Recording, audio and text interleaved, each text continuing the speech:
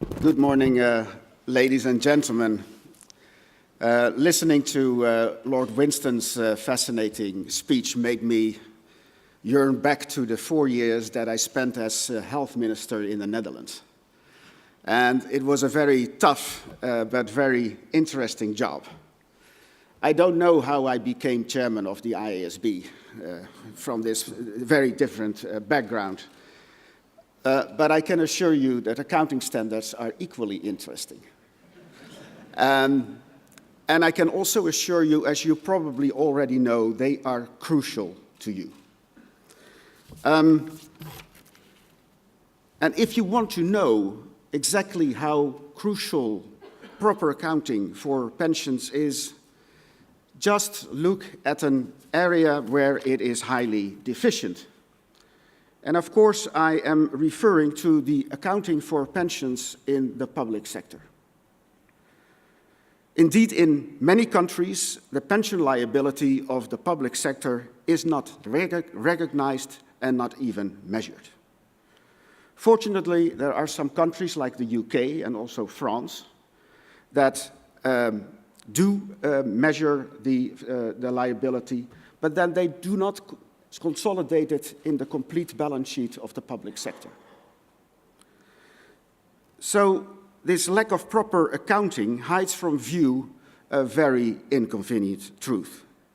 And as this slide shows, in many countries, the public sector pension liability is much larger than the current debt of the Greek government, which by many is considered to be completely unsustainable.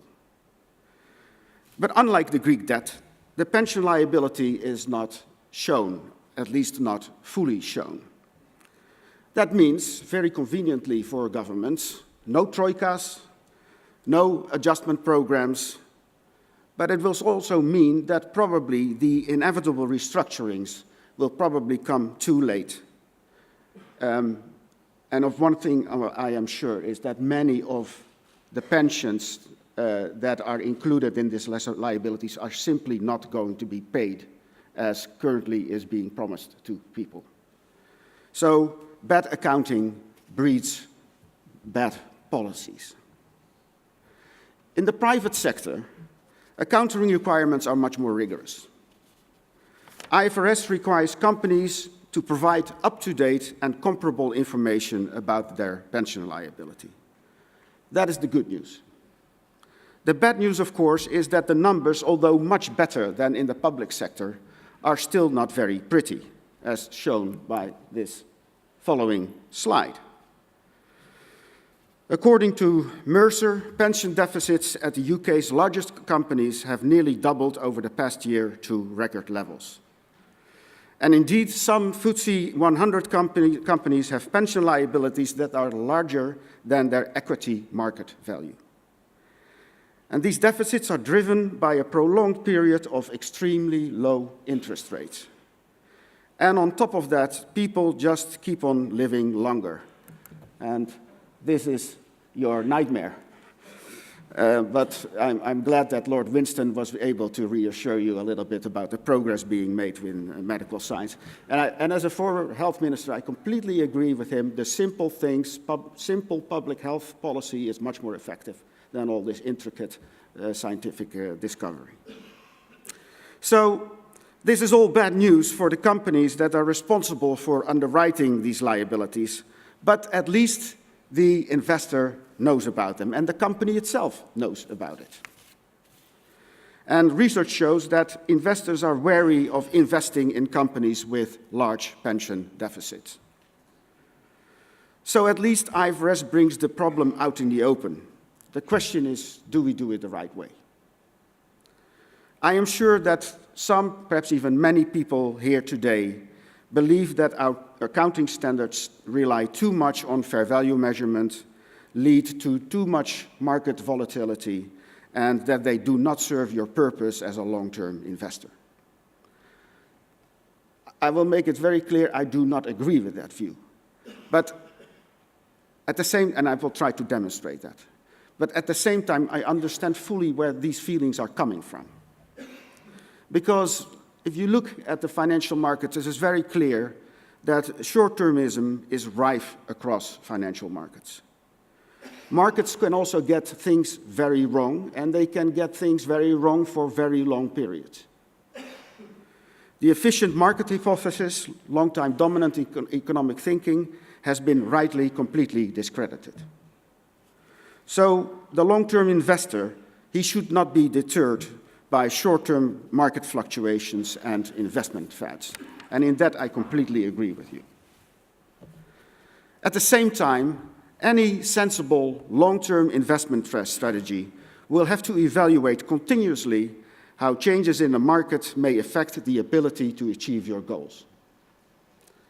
As Keynes flippantly said once, there's nothing so disastrous as a rational investment policy in an irrational world. And he found out himself with his investments, went bankrupt once. Current market conditions are a very good example of this.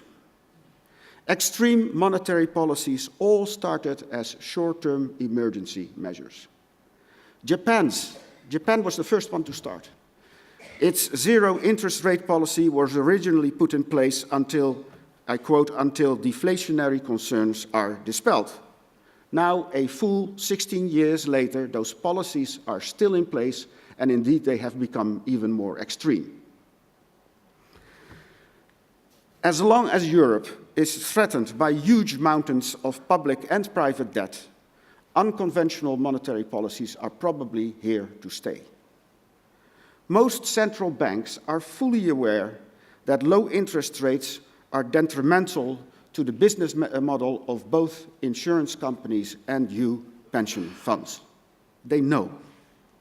But I am afraid that they just see it as inevitable collateral damage in the efforts to keep the debt burden manageable. So unconventional might become the new normal. The point I'm trying to make here is that it is very hard to distinguish what is a short-term blip from something that is the beginning of a long-term trend. And that is why in accounting, providing current information, such as the current measurement of your pension liability, and not just historic cost, is so crucial for you as pension fund, for you as investor. As accounting standard setters, we try to strike the right balance. For example, our most recent amendments to IAS 19 employee benefits removed the so-called corridor method of deferring the recognition of actuarial gains and losses. And as a result, the balance sheet pension asset or liability now represents the actual funding position. And most investors tell us that they see this as a big improvement. At the same time, we also introduced a requirement that these remeasurements, which can go up and down quite significantly, that these remeasurements of the net pension asset or liability must be reported within other comprehensive income. They bypass profit or loss. This change avoids potentially huge swings in the status of pension funding from dominating the all-important profit and loss and earnings per share numbers, which are very important to companies. So less volatility in their P&L as a result of this decision. I must at the same time tell you there is a downside to this decision, because it might lead to problems festering too long. Should companies really be paying dividends when big pension deficits continue to eat away at their balance sheet? It's still happening.